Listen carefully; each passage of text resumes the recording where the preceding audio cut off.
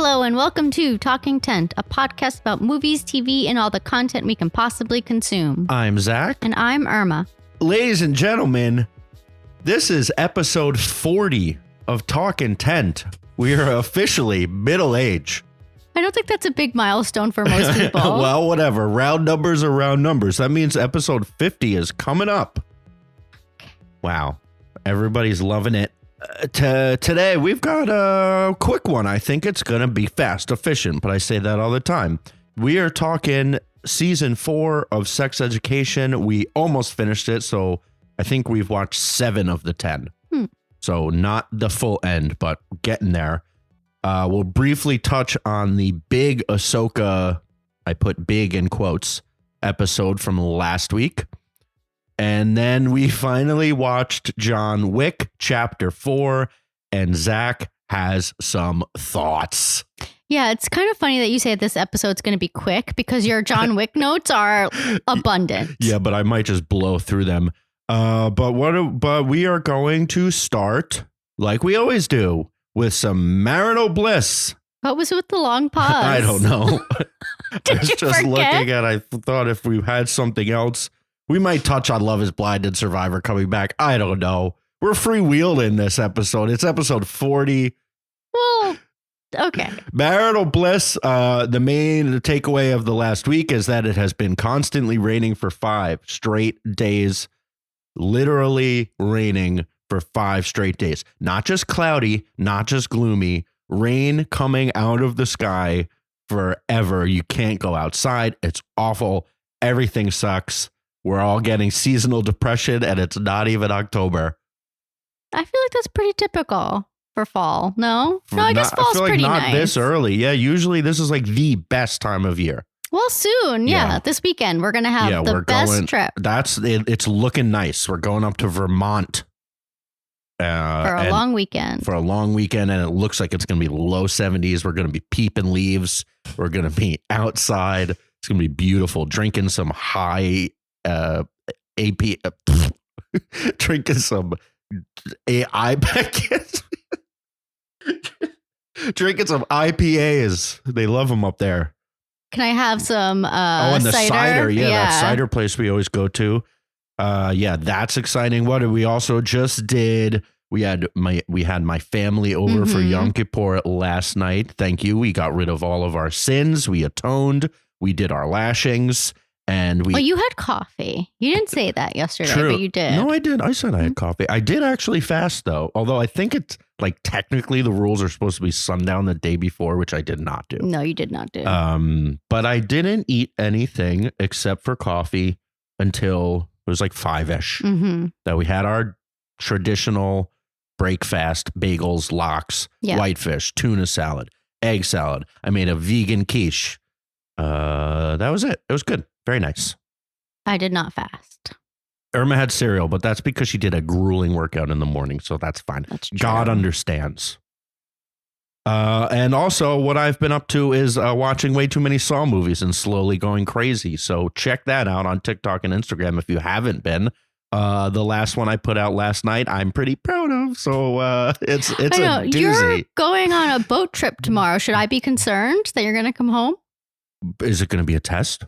Is it time to play a game? Well, I don't know. Are you going mad? No, I'm not feeling murderous. Oh, okay. Oh, you're saying maybe I'll jump off. I don't think so. Okay. But we'll see. Yeah, I guess we will see. Did your coworkers like you enough to save you? Oh, yeah. They love me for some reason. They really love you. I don't know why. And on to industry talk. And I thought this was going to be a snoozer. You say that every week, Zach. It's really annoying. Well, no, but then Sunday night, the big drop. Hollywood is back. The WGA and the AMPTT have a tentative agreement. The writer's strike is tentatively over. There is an agreement in place. Obviously, everybody has to see it and they have to vote on it. It's going to get passed. But apparently a lot of concessions were made. Things are looking good. The writers are getting most of what they wanted. Yeah, most of what they wanted, which is good. AI concessions. A human will always have to be credited. What I find weird is that this agreement is for 3 years. So like come back in 3 years and we're going to be back. Like AI is going to be whatever. Hopefully. Yeah, but that's kind of standard, these agreements. It's not always a strike because I feel like the new agreement kind of lasts and they kind of grandfather it through. Yeah. And then eventually people get annoyed with it. But hopefully this won't happen again in 3 years. The AI concessions, so they can still dabble apparently, but they can't just fully use AI to write. Presumably they'll do this. The actors have the same concerns of like AIing their likeness. Yeah, that's going to get shot down. Kind of.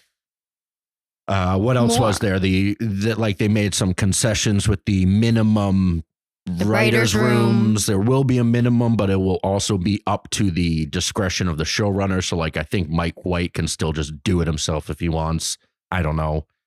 Nothing is like official yet. And definitely a pay raise. The pay raise, for that's the just minimums. Yeah. And then the big one, which still details need to get fleshed out, is like bonuses. Yeah. So the whole deal was Netflix was paying more than usual up front to things compared to like the old model. But then nobody saw any money after. If it was a hit, if it was a flop. So now I don't know the exact details, but there is some sort of bonus coming that you'll probably have to hit some sort of benchmarks and the writers will see something, which is good. Sure. Who knows? Yeah, but then some people it's yet to might be seen to like know like if these shows are actually successful. That's True. The thing. Yeah, like Netflix has been saying, "Oh yeah, this is the most popular show," but like, is it? Right. Yeah, that's like the side conversations that a lot of insiders have been having is like, yeah, we don't know information as much as we used to. Like, there's no ratings that get released for the streamers. So Netflix, Amazon, Apple, Hulu, they don't really tell people that. And everyone wants to know when things are a success, but it's also going to show when things are a flop. Yeah, exactly. And like, so yeah, we'll see. Like the Expendables right now, which I was about to talk to, is a massive flop and everybody knows it. So like when that gets out into the ether, it makes redeeming it even harder. Like it's already done. Exactly. Like everybody knows it's a disaster. So I'm not going to go see it. Who's going to go see it? So like, you hear nobody watched a movie on Netflix. You're not going to watch a movie on Netflix. Yeah, exactly. Which is interesting. We'll see what happens. But yeah, we're back, baby. And now they can move on to the actors, and people are saying that'll also be like within the month. So this extending to 2024, it no longer looks like that's going to happen. Well, I think this will definitely take time, though. Like, I don't think like they all have to vote on it and it'll take time to like put in place. So I definitely see like a couple more months. No. Yeah, that's usually how long it takes. No, the talk shows are coming back. Yeah, but it's not like so immediate where things will just like pick up production like that. I don't know. We'll see. Moving on, I wrote that we were talking about how nothing comes out in August and people dump their movies. I think September is now the new August, at least this year. Maybe there just is no month that people dump because things crop up. The Challenger is supposed to be September. Oh, yeah. I guess a bunch of stuff got moved. Right. So this September was the new dump because it is a wasteland out there. Expendables 4 that I just said is like an all-time flop, a disaster. But who cares? It's the fourth movie in a bad franchise. The Nun 2 is quietly doing very well, but I feel like The Conjuring universe is just like guaranteed success. We'll see. It's over like 200 million worldwide. A Haunting in Venice is like also not great. The Equalizer 3 is middling. Everything is just like, there's just nothing great out there. Yeah. Well, I think things start picking back up in October, and like, it's hard because like with the Oscars being so late, these studios and directors choose to wait to put their movies out, closer to the Oscars. And so like, the Oscars needs to not be in March anymore. I don't know why it's not in January. It's kind of ridiculous. Yeah. So next episode coming out on October 1st, we'll be doing the Excitometer, and I put all the outline together, and October doesn't look that much better. That's what I'm saying. There's yeah, a because they few. push it further. There's a few majors, like a handful, but then it starts to look like November is maybe when it really picks up. But still listen to that episode because there's a lot of good stuff coming out. I know. Well, I wonder now that like, okay, so the writers made a deal and hopefully the actors will soon too. So maybe they will maybe they'll move things back to where they were. True. That's going to start getting very confusing. I know. I can't imagine. Like most times when people delay things, they don't pump it back. I know. It's so hard to ramp up that marketing and stuff. That's true. Yeah. Moving next, the big football news in the pop culture industry space. Ugh, I'm so sick of it already. Not that yet. Okay. So the big news was supposed to be that Usher is doing the Super Bowl halftime show. That's fine. He's a good entertainer. He'll dance good. He'll hopefully bring some people with him. Yeah. Because he doesn't have the oeuvre, I think, to carry it himself. I don't know. Like his music is good. He's an excellent performer. But like, how excited are we getting for? Yeah. Well, he has a whole like Las Vegas residency and it's like super popular. Small. Sure. But I'm just saying like maybe he'll just do that. Like, I don't know. Yeah. No, I'm sure he has a very tight 15-minute medley that he can do. But I don't know. Is that like, are you jumping out of your seat to see Confessions it's more like a nostalgia Part 2? thing. Yeah. But yeah, like I hope he brings a lot of like people with him and like it's like more of like an ensemble. Sure. Yes. Yeah, I'm sure he'll have somebody. I don't know who. I mean, weren't you saying that you were listening to something and they were saying like he was the fourth choice or something? Sure. Yeah, I think that is the word on the street that they asked Taylor and she said no. They considered Miley and they considered Harry Styles, which are obviously much bigger to a certain generation. They went a little bit older in the generation. Yeah, I don't know. Like Usher, I don't think anybody is tuning in for Usher. No, maybe there's a few, but certainly not the degree that like a Rihanna pulled in. Or I mean, especially Beyonce, but that's like Beyonce and Taylor Swift are like a whole different stratosphere. Yes. But like Rihanna, not even close. Even Miley or Harry, I don't think even close. Like Usher's, he's not that relevant right now. And he, I don't know. Whatever. It'll still be good. Yeah. Well, they had to get someone who would say yes.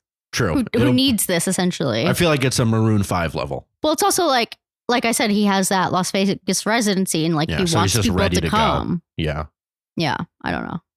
That's what the one who started saying that so much. The Super Bowl this year is in Las Vegas. So that actually makes way more sense. Yeah, that makes a lot of sense. So actually, I wonder if they'll do like Adele. Ooh, that'd be cool. Well, right, like like he'll bring out other people that have residencies there, like Carrie Underwood. Now that I'm thinking, like Carrie Underwood was at the game in Las Vegas this Sunday. Interesting, because she has the residency in Las Vegas, and she also does the Sunday night football song. So I wonder if like Dottie Osmond will come out or some shit. Maybe they'll do magic. Yeah, Chris Angel. Yeah, you would love that. Is he still doing it? I don't know. He's been there for so long. Probably. He's probably still there. Penn and Teller. Yeah, maybe it'll be like a whole Las Vegas celebration of. That would be so bizarre. Or he can do something with Cirque du Soleil. That would be cool. Oh, that would be very cool. Like if you remember the My Way. So look, we're hyping it. Yeah, wow. All right. Usher. If you remember the My Way video, like one who was really young, he was in like all that clown stuff. No, I don't remember this at all. I love that video. I also love that song. It's like my favorite Usher song. Oh, here you go. Usher. So you're a huge fan. Way. Okay. All right. Moving on. But yeah, we'll see. And then completely immediately upstaged, Taylor Swift was in the box at the Chiefs game, sitting next to Travis Kelce's mother, cheering like a maniac. She is on point with everything she does. It's crazy. I have absolutely no idea if they've ever even talked. No, they have. This. They've met. Yeah. Travis Kelce said something on Pat McAfee's podcast about her coming to the game, and she came to the game. And they left together in a convertible. I don't know if they've touched. I don't know anything. It doesn't make sense. They seem like such a cute couple, if it's true, or maybe they're just dating, but it's hard. I can't imagine or they're not dating at all. And Travis Kelce's jersey sales went up 400% this week. The Chiefs ratings was the highest it's been in a long time. And Taylor Swift's movie comes out in 2 weeks. So you're saying this is just all a stunt? Yes. I mean, she is quite a genius when it comes to that type of stuff. But also maybe it's not, and it's just happenstance because the one demographic that Taylor has not conquered is bros watching football. Yeah. And now everybody was at least looking at her reactions. Well, now me and you have things to talk about during football. Yeah, but you're annoyed. I have no ill will towards Taylor Swift. I actually appreciate how savvy she is. Her music is fine. Some of it I like more than others. It's good enough. I don't dislike her in any way. Yeah. I'm annoyed that every single one of my football podcasts had to now talk about Taylor Swift this week. All right, DeAndre Swift was doing. Oh my God, it's in my head that the only football player I can think about was this one with the same last name, Matthew Stafford. Well, he did okay today, blah, blah, blah. But Taylor Swift was in the, everybody had to mention it. It was just annoying. But hey, to each their own. She's everywhere. She's unstoppable. Yeah. An unstoppable force. Get those ticket sales up. Yeah. Oh, yeah. So that's industry talk. Well, we'll talk about it more in the Excito meter on October 1st. Thank you very much for listening already. But it's just going to shatter every record that's ever been in place for a concert movie. I know. Well, we were looking at tickets. Can we even get tickets anymore? I think so. They don't have it pushed out that far. It's the only thing that's available is that weekend. So then once when the next Wednesday is out, we'll probably get tickets then. Yeah. Oh, God. So remember when I said this was going to be short. We are at minute 17. We haven't even talked about the content. Now to the good stuff. Should we start with Ahsoka? Sure. Let's briefly talk about Ahsoka. Go. I'm enjoying this a lot, honestly. I think it's really great. I mean, obviously, we've already kind of talked about, I don't really have much background of Ahsoka. I know some things here and there, but I think this show looks really great. I've honestly been really impressed with the CGI and the graphics, and I don't know, even the storytelling. Who's the big bad of this? Not the Thrawn guy, the other one. Baylan Skoll, played, unfortunately, by Ray Stevenson. Yes, that's it. I absolutely love him. I love everything this character is doing. I love the performance by Ray Stevenson. I just it's so sad knowing that this is his last performance ever. And his breakout. He's been in other stuff. Sure. But did you know his name before this? No. I mean, you had to look it up. I know, but now it's we're looking up this guy's name and we're it's just sad that this is. Yeah. Yeah. But he's so great. He's so great. And I'm sad that he's not going to be in this series going forward, after this season. I absolutely, I'm enjoying it. I am. You didn't love the last episode, which is fine. Definitely some of the episodes are slow. But in general, I'm enjoying it. It is what it is. I'm not I don't know, going too deep into it. Yeah, I don't necessarily dislike it. But I do agree. I think the two best characters are Baylan and Shin. The two big bads, but not big bads. I don't know. Well, they're ambiguous. Right. We don't actually know what they want. Because Thrawn is the big bad. Right. So my issue, and from even the first episode or two, if you don't watch Rebels and you don't have this existing relationship with Ezra and Thrawn, and they're talking about them for 5 straight episodes and they're building it up. And they're actually not even doing that good of a job building it up. And then we meet both of them and it is just flat city. It's so flat. Just dud central. Even with Thrawn, seeing him, I'm this guy? Well, yeah, I mean, did you know he was blue? Yeah, I knew that. But even just the way he looked, it just didn't look menacing enough. Not at all. And it was just disappointing. And then with the whole Ezra of it all, And the Ezra introduction was a disaster. It was so bizarre. What's her face? Sabine essentially destroys her relationship with Ahsoka and potentially destroys the galaxy. Oh, I understand. To find this guy, and then when she sees him, it's kind of oh, hey. Yeah, it's just, like it's not like how do you not like run, hug, I don't know, some cry, something. Yeah, but it's just like no emotion. It was bizarre. She gets to this planet and she's walking around and there are rock creatures. Yeah. That the horse wolf rat thing, that was pretty cool. Discovered. So like she wouldn't have even discovered this. There are these rock turtle things. The hobbits. Yeah, the joops that she realizes know Ezra and they lead her back to their camp and he's just there. It's like, hey, I knew you'd come. And then they briefly talk. He said like he talks about how his plan worked. And, you know, he got Thrawn away from the galaxy. So that part of the plan worked. And then if the plan was always that someone would come find him, the plan did not work because she brought the bad people. And now Thrawn is just exactly where we assume they used to be. Yeah. So his plan absolutely did not work. Yeah. And like they just gloss over it. And it's just both characters, which was my fear when they were like, oh, Thrawn is the big bad. Then they show him. You're like, oh, okay. This show is also extremely referential, which I know you don't like. It definitely. I don't mind that. Like it brings into what is it? That guy like Lord of the Rings, Game of Thrones, like Greek mythology, obviously samurais, cowboys, and even like with the Changeling, I was like thinking of this, like the whole like red string and the fates and the witches. Yeah. I feel like they're like very similar in that way, and I'm very intrigued by it.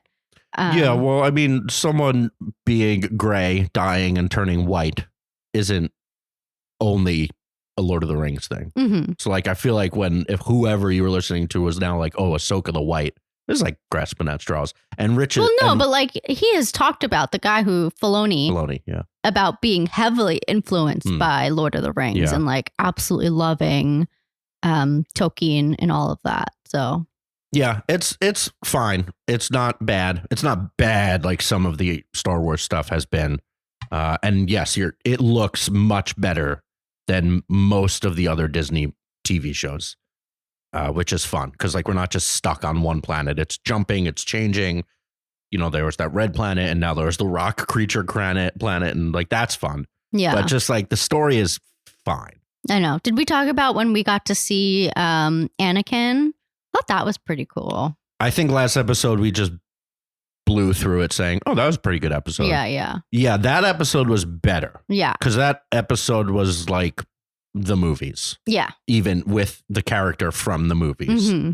And yeah, Anakin, I thought did a pretty good job. He did a really great job. Obviously CGI'd or like de-aged. De-aged, yes. But yeah, I think, what's his name? Because he's only like 43. He's not like old. Yeah. What's his name? Hayden Christensen. Yeah, he got a lot of hate from those movies. Most of it was fairly warranted. He was always good at just the awkward menacing. Like I agree. Like the quieter parts. In episode 2, when he was like just letting the darkness in a little bit. It wasn't until 3 when he has to really act. Like when he has to like blow up and like be like angry and all that stuff. Not like, great. Yeah, that's not great. But his like slow, like his low simmer is actually pretty good. No, I thought he was great in this episode. And that's what he was doing in this episode mostly, like waffling between like that low simmer. It was cool. And I think he's like being like embraced by the fandom. And it's really nice. Yeah, save Hayden. Yeah, I love it. Anyway, so I think we have 2 episodes left. Deuce. Yeah. Yeah, because there's 8, right? Mm-hmm. Yeah, so that was 6. 7 is tonight. So yeah, we'll check back in a couple weeks.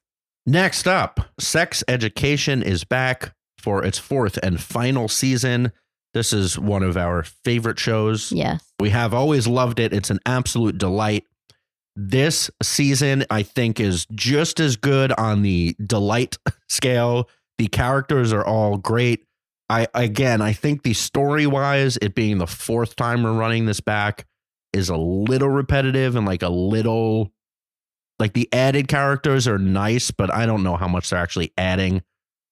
You know, some of the storylines feel a little forced. Well, it's hard because like the main 4 characters aren't like together anymore. Like we have Otis and Eric, they're going to this new college. We have Maeve, who's in the US, and then we have Adam, who's not going to school. Weird that he's just not even involved at all. I mean, I think like he maybe filmed his stuff probably like in a couple days, assuming, and then he's probably like off filming movies. Like they're all, these kids are like blowing up. Because he was also on a different set in Barbie, right? Yeah. So maybe he just did them together.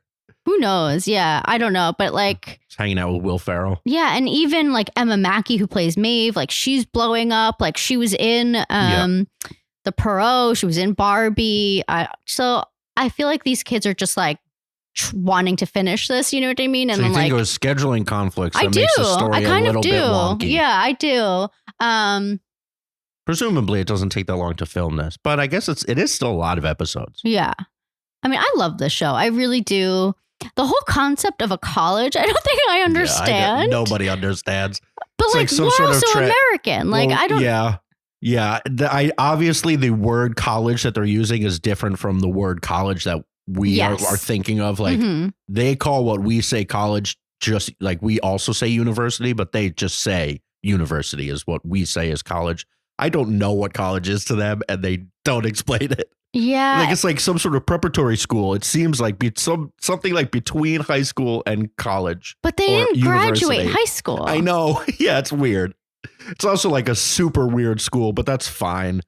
Well, it's just like, okay, so I want to say the first 3 seasons, like the sex education, like the way it was like designed and the characters were very like, and the way they dressed were very like 70s, and it had this like timelessness feel about it. But then like going to this new season and going to this new school, like it just like, it opens up the world a bit. And I think it is pretty jarring because like, it's not 70s. You know what I mean? It doesn't have that nostalgic feel anymore. It's like in our time, like they've like brought it to they've updated it. Like it's very like 90s, early aughts. Like it's just like so candy colored, so bright. And not that like that takes away from the story, but it is jarring, like the differences between like the looks, at least of the season, if that makes sense.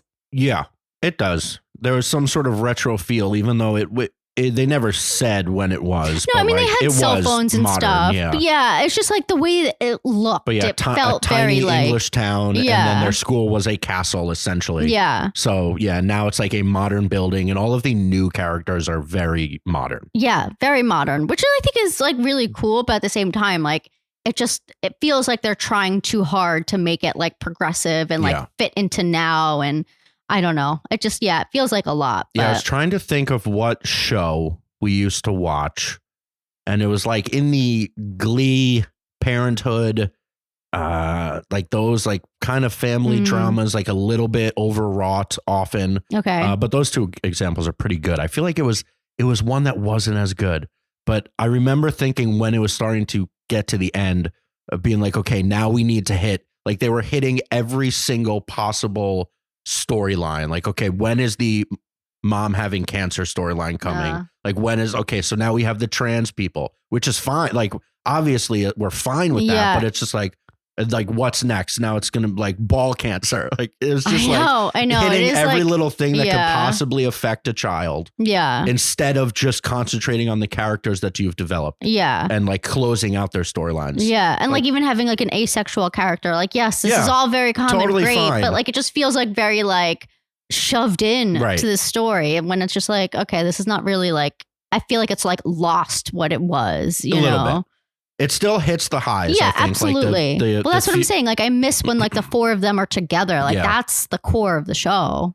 Yeah, like the episode with the funeral was still great. Yeah. It's not as funny, I think, maybe. Although Amy still cracks me up every time. She's great.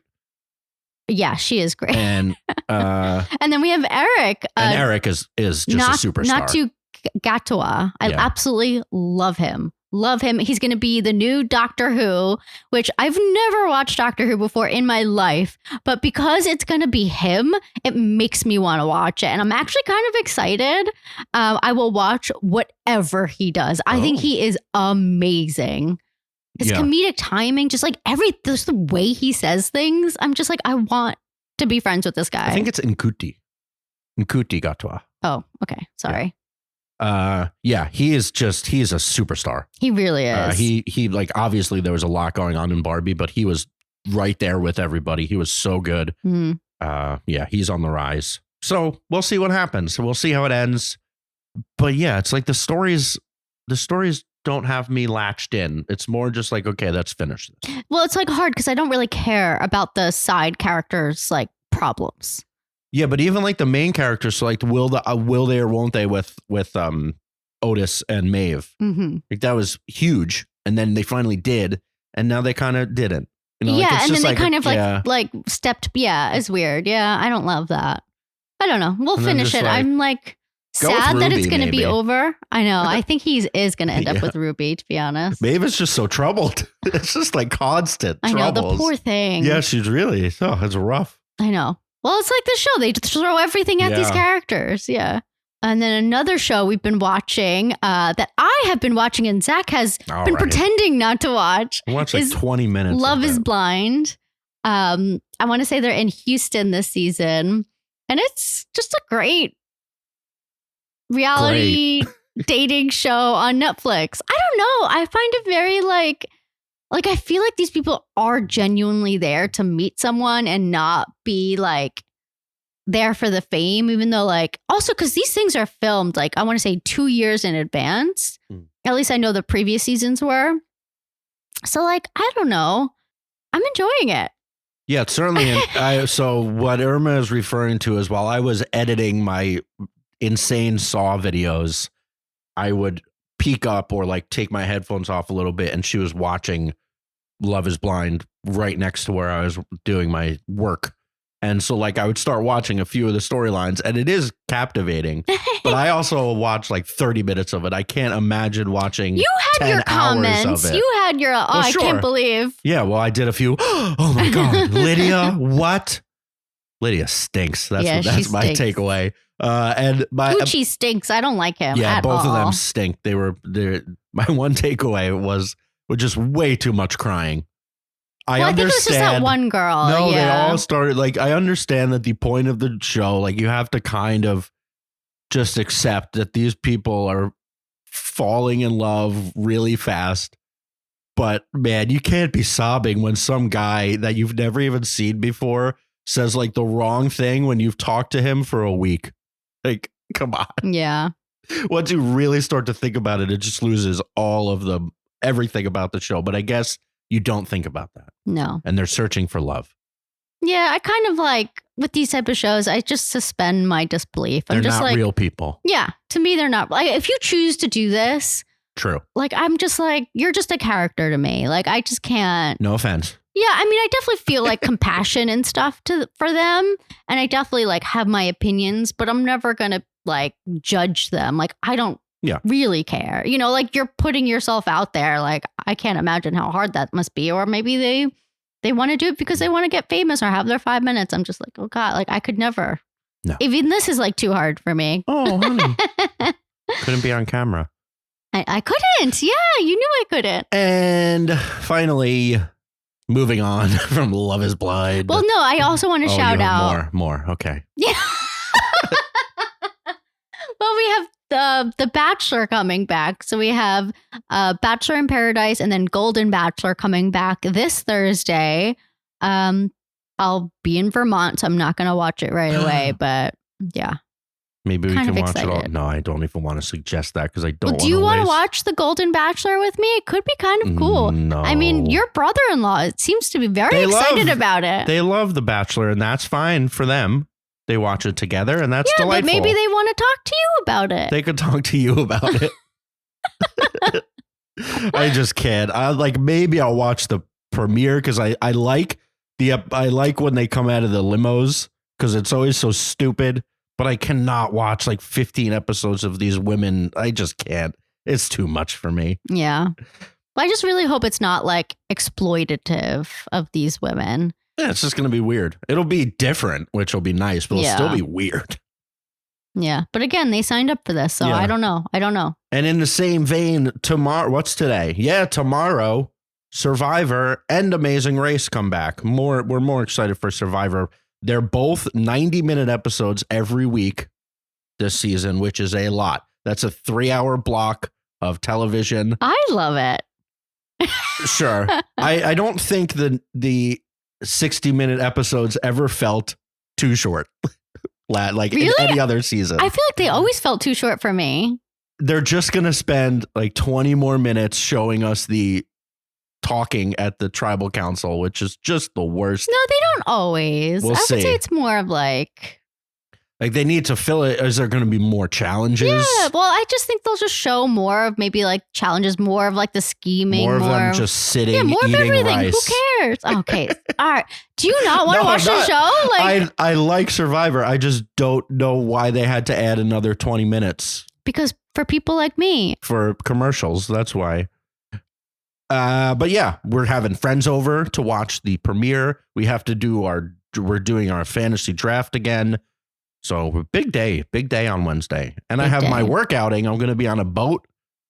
You're going to be surviving in the Hudson River. Yeah. Well, supposedly it's supposed to stop raining for one day.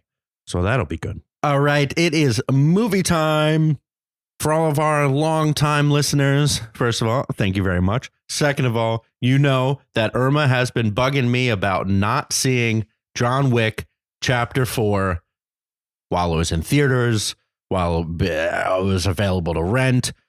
For some reason, I just kept pushing it off. And then I just think like I didn't love Chapter 3, but then I ended up forgetting why I didn't love Chapter 3 so much. And then we watched a recap to catch us up before we watched 4 on Stars this weekend. And I remembered why I didn't really like John Wick anymore. And then we watched 4. I went in with an open mind. I was ready to like it. And anyway, that's you start. Yeah, let me start. Also, I'm going to say that we're going to spoil this, even though I don't even know how to spoil it because I don't actually know the nitty gritty of everything. But one big thing does happen, so that will be fully spoiled. But hopefully you've seen it. Just in general, like it's on Stars. I Go do watch think this movie would have played better for us seeing it in the theater. It is quite long. Too long, I think. Some parts went on just like really did drag. But in general, like I kind of like this movie. Like I like John Wick as a franchise. I do think it's like really creative. It's like so just fun to watch. The story in general has never been that compelling. I mean, the first one, yes, I thought that was actually quite good. But then I think like this has like what I think I said to you the other day is like a Star Wars problem where it's like kind of become about bureaucracy and like rules and just like I love world building. Don't get me wrong. Like I love like learning like the rules of a new world and like just like how things work. But this just felt so bogged down by it that it just like really like it lost me, honestly, which is why I'm saying like I don't even know how to spoil this just because like the ins and out of like what he could do and what he had to do. It just like it kind of got confusing. But in general, like the fight scenes, I want to definitely shout out the car scene, the Frogger scene, I guess, at the Arc of Triomphe was so good. I don't think I've ever seen a better staged fight than that, honestly. It was all so good. The fighting, I would say, was also good. It was just very creative. Okay, I'll start. Okay, here we go. We'll start with the good. The John Wick franchise is akin to none and the pinnacle of fight scene action. The Osaka Continental fight was very solid. B+. It was very good. It just went on for so long. That was just classic John Wick. In John Wick Chapter 2, that would have been the absolute pinnacle. But of course, they had to ramp it up more. Yeah. The thing I do like about like that fight scene and in general, John Wick fight scenes is that like they don't like move the camera. Like they show you the action. Yeah. You know what I mean? Like, and it's like almost a oneer, even though it's not. They cut, but it's not like they cut and then we're 10 minutes later. It's like they cut around a corner or something. Yeah, exactly. And I just like, it's so well done. Like they don't like, I mean, I'm sure they pull budgets, but I think like I just mean to say, so many well, I just mean to say that like it looks so real and like you could see that they're actually doing these things, you know, like they're not like, it's not camera tricks, you know. I mean, sometimes it might be. Definitely some camera tricks. Forget it. And then the Arc de Triomphe, the street fight starts not at the Arc de Triomphe. The street fight when like he jumps onto a car, his body gets slammed into another car. Then he jumps on I forget. He gets to the Arc de Triomphe. The Arc de Triomphe scene was incredible. It was literally one of the best things. Yeah, it was so cool. Then that moves into the video game inside of that old building. I don't even know. I thought that was actually really cool too. The overhead angle, that was really cool with the explosive shotguns. Yeah. Although when you really start to look at it, there's a lot of CGI going on in that, which is fine. Yeah. But because it looked awesome. I don't know. Anyway. And then the stairs fight, also really cool. Going up to the Sacre-Cœur. Yeah. Not as good as those previous two, but still very good. Very cool. Yeah. So as an Unreal Engine technique, performance, display, but that's John like Wick what is they excellent. do. Yeah. 100%. So I don't know. That reference might have went way over your head, but Unreal Engine is a video game engine. And this week they released their like 5.3. So they showed just all of like, look, we can make trees look better. And look, the light reflects better off the water. Like that is what John Wick is. It is all style, absolutely no substance. I think there's some substance, but I just think it's just gotten convoluted. Like it's just like gotten very confusing. And then they have to like make up rules to make them up to like stop John Wick from like getting to what he has to do. You know what I mean? Like it just like. Yeah. So it's unnecessary what they've contrived. I put back on Saw. I've been watching too much Saw. We watched it normal. It is 2 hours and 40 minutes long.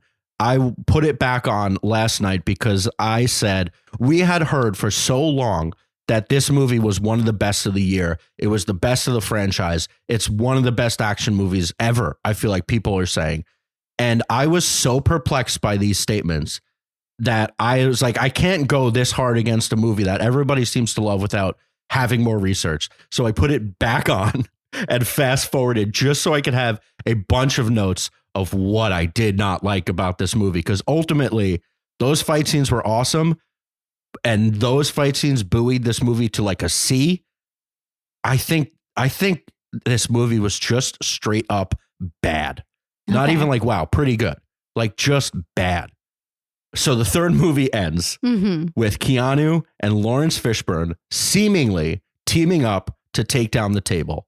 Awesome setup. Here we go.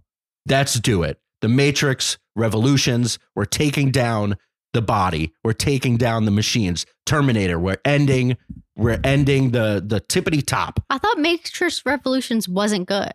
No, it's good enough. But like the goal was like, destroy the machines, not destroy one thing that represents the machines. That was the first one. I understand, Zach. That's what I've been trying to say. They're like making up all these like loopholes and rules and like. So yeah, Lawrence Fishburne opens 4 with a really cool scene. It doesn't make any sense. I don't know why they're there. I don't know what they're doing, but it's cool. And Lawrence Fishburne makes this speech and then that's it. He's done. Then we don't see him for the rest of the movie. Pretty much. There's an insane horse battle in the desert. Lawrence of Arabia. This is how the movie opens. Lawrence of Arabia. Like already losing me. Okay, now we're on horseback and they get to the Elder. And my problem with 3 was that they just keep adding these nonsense power figures because they have to, because they're making this story up on the fly. And they decided, let's have the Elder be the one that's actually in charge. And he lives in the desert. That's terrible. It was terrible. And they knew that. So they killed him in 4. but they still wasted 20 minutes of my time killing him in 4. And it's not even the same elder. It's a different guy. So we just kill a random guy in the desert for no reason. Then we go back to the Continental with Winston. Ian McShane. Are you going to go through this movie point by point? Oh, God, Zach. So we're going to be here for 2 hours and 40 minutes. No, we're going fast. Then another false power figure that they've never talked about, a harbinger. They're shutting down the Continental. This guy comes in. He also has ties to the table. We don't know how. He's just new and he has a lot of power. They blow up the Continental. Who's played by? I forget his name. What are you talking about? Bill Skarsgård. No, that's not him. The other guy with the beard, the older guy. Oh, right. I'm sorry. Okay. Then we meet the Marquis. God help me. What did I get myself into Exactly. right now? Exactly. We watched all of this and it was just as boring.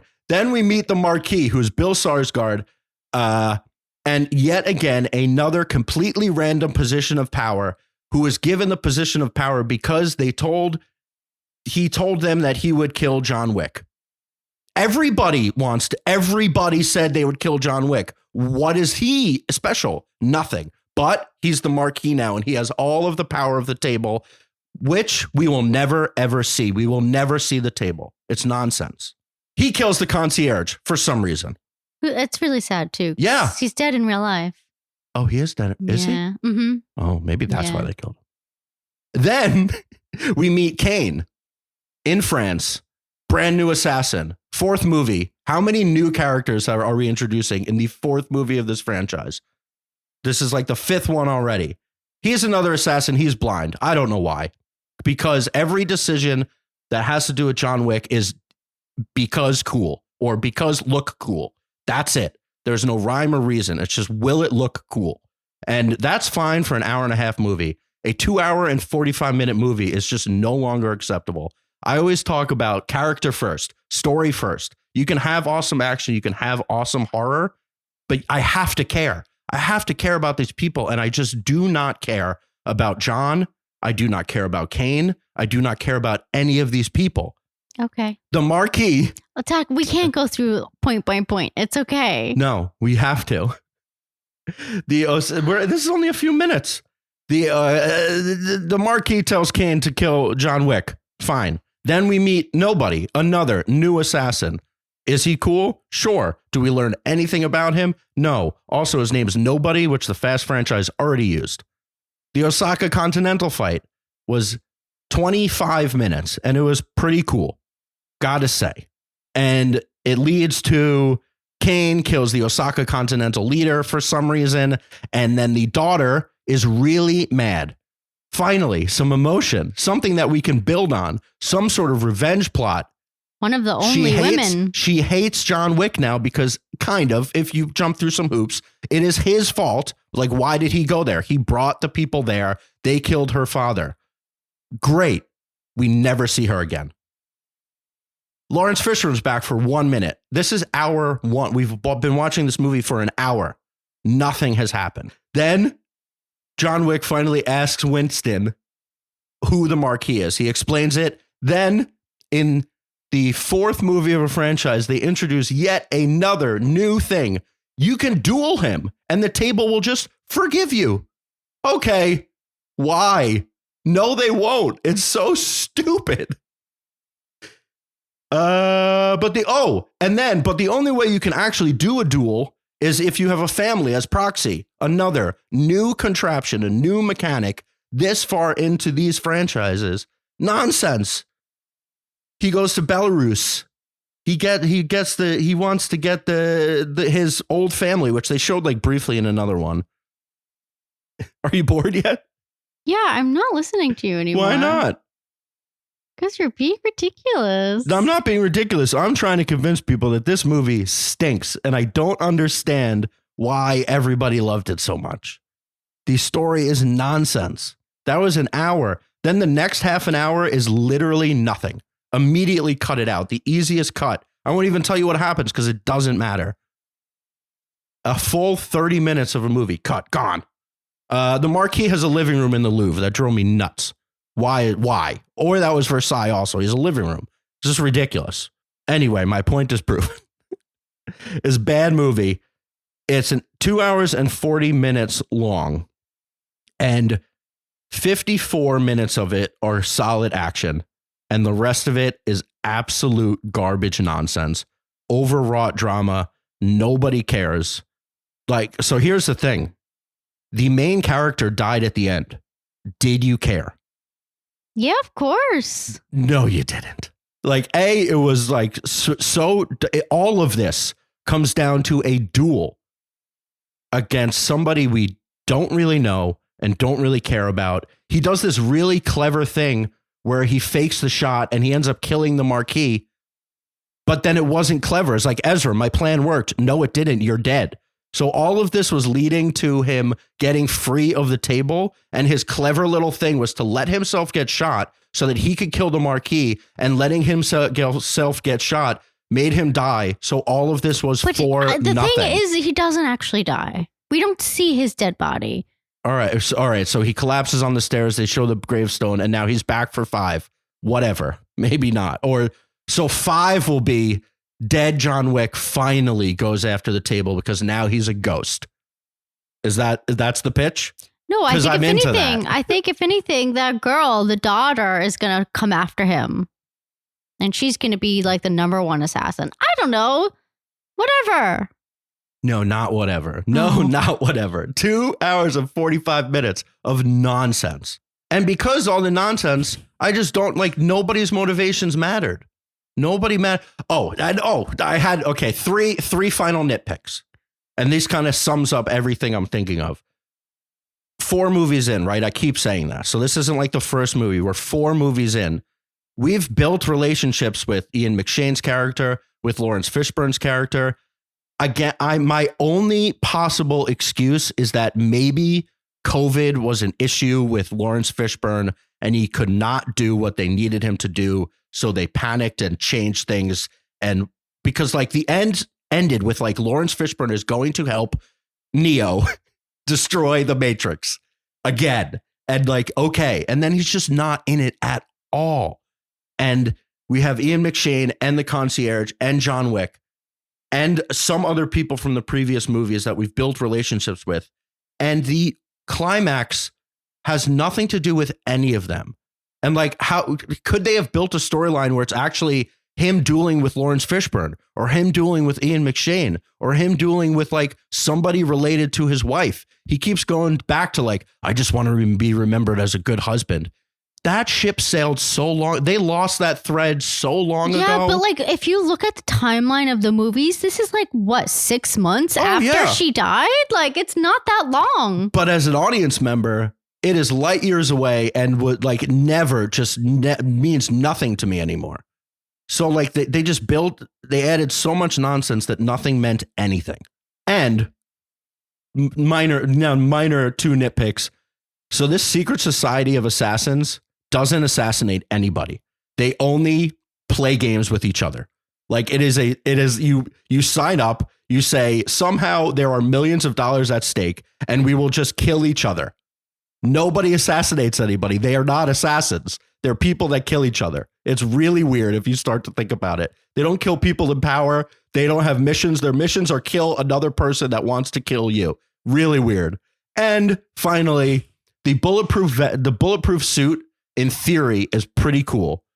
But when your main move, he must have done this, I would guess 100 times. Yeah, it was kind of when annoying. Your main move, that's the through line for the entire movie, is pull your collar up over your cheek. You have a problem. Like that is just a fatal flaw. Yeah. Like that's how he's surviving all of this. It's like, ooh, my lapel over my cheek. He does it so much. Arc de Triomphe for 30 minutes was awesome. Otherwise, this is one of the worst movies I've seen all year. I do have to agree with you, like in that, and I think I brought this up yesterday to you, where I was like, after 4 movies, you've been talking about the round table for how long, exactly. And we don't get to see it. Like, and now John Wick is possibly dead, and so we may never see that. And like, I don't understand you've been talking about this like big bad organization. How do we not see faces to it at least? They just keep adding fake titles to that's fake what I people. Said. Yeah, they keep like adding all this bureaucracy, and it's just like it doesn't make any sense after a while. They just like keep adding it to add just more obstacles for John Wick to like get over, but it's just like it just doesn't feel like they were ever there to begin with. And if the answer, like I'm giving them the benefit of the doubt, which they don't deserve, because they did not there is no story. Like they're making it up on the fly based on who's available and what kind of budget they have. But if the end goal is that there is no table and it's all like ghost figures and like maybe even Ian McShane is like somehow the guy and we're Kaiser Sozeing all of this, like you've just lost me so much that payoff won't even matter. Like that was the payoff to do in this one. This was the one to be the table. And they just continued on. Like we just did Parabellum again. They raised the bounty on John Wick's head from $20 million to $23 million. And the entire city went nuts. Nobody cared when it was 20, except for the marquee. They made it 23 and everybody went after him. Yeah. And we just did Parabellum again. And it was cool. It looked cool, but it just meant nothing. Yeah. And it was nonsense. Do you want to know how much this movie made? A lot. 432 million. Yeah, it's bad. And worldwide. that's what has me so flustered, is because so many people are talking about how good it is. And I know you're just annoyed by me, but I want to talk to someone that will get this adamant about it being good, because I can't see it other than them being like, well, the action's really good. Like, yeah, that was 40 minutes of a movie. And then nothing, like nonsense. I mean, I agree with you about the bad parts. I know, but not as adamantly. Oh my God, get a different. No, it's fine. I just like, it just has me perplexed why people liked it so much. Somebody write in, call in. You watched this movie for 2 hours and 45 minutes and you were like riveted when the duel happened. A duel that looked really, really bad. Yeah, because it was like CGI. The sacre CGI was CGI. It was very weird. I don't know why. John Wick is a very stylized and like overwrought action franchise, but they just went too far with a few of these shots. Like the obvious fake studio orange lighting that was supposed to mimic the sunrise didn't look natural at all. And then the sunrise was obviously fake. The Sacre-Cœur was obviously fake. Everything was obviously fake. And this is the climax to your entire franchise. Yeah. Like, and you just showed us 3 of the best action sequences ever. And like, this was the climax. Awful. Hated it. And to be clear, I will not be watching The Continental. You can watch that yourself. That is off my list. You're not even going to watch it. No, and I will probably not see John Wick 5 if it comes out. Okay. Wow. I mean, I'll see it for free and I'll cook dinner. I was so mad. I don't usually get up and like leave a movie. But you've watched every Fast movie. Saw? Oh no, Fast. Sure. Yeah. In theaters mostly. Yeah. Like we watched Fast X in theaters. Are you going to watch part 2 in theaters? Yeah, of course. So like, what's the difference? The Fast X movies are much better than this. No, they are not. Because they are not, like they were. Oh my God. You think Fast X was better than this? Yes. What? Like just oh my God, Zach. Just as entertainment. Fast X was worse. A million times worse. And we saw that in theaters. That's what I'm saying. Maybe if we saw this in theaters, you would have liked it more. I don't think so. It was so boring. Okay. I can deal with hokiness. I can deal with cheese. I can deal with Vin Diesel being like over it. I cannot deal with literally none of this means anything. Like at least he loves Letty. We know that.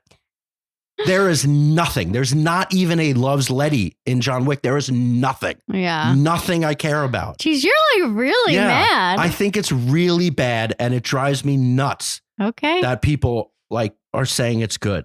I understand, like technically it's better than the newest Fast movie. technically, but not story-wise. No, it's bad. Oh boy.